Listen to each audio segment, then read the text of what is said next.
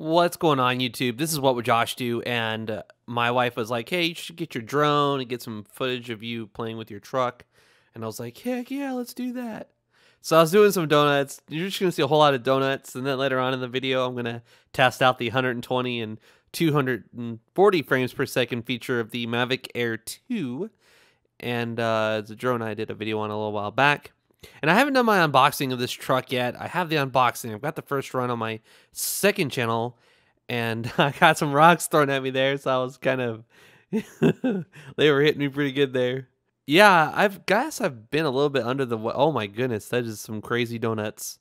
I've been a little bit under the weather, you know. YouTube disabled all of my comments, and that was a while ago, and there's absolutely nothing I can do to get them back. And it's a little defeating. That tire that you see going hecka fast, that's kind of lifted up. My wife ran my truck through some water, and the foam inside got wet, and it literally blew a hole and shot the foam out. So these tires, all of them, have water in them, and well, 3 of them, because the other one blew the foam out. Now there's no water in it. But I've got new tires on the way, so I figured I'd go ahead and just make a video of me shredding these up. And you're going to see the light flicker occasionally on my lights there. That's because I had so much dust and dirt and debris, and one of my connections was loose, at least one of them. So after I was able to blow it out with my... So if you follow me on Twitter, you know, or you just saw that I posted the Anker PowerHouse. That's something I haven't done a video... Well, I did an unboxing, just haven't posted it yet. I've got to edit it. But it's freaking awesome. And I was able to blow all the dirt and debris out, and then my lights were working just fine and stopped flickering after I cleaned up the connections and all the dirt and debris and stuff. But this was a fun video to make, and I enjoyed it. I love playing with this thing. I work from home Monday through Friday, so I like to get out and play with my RC cars.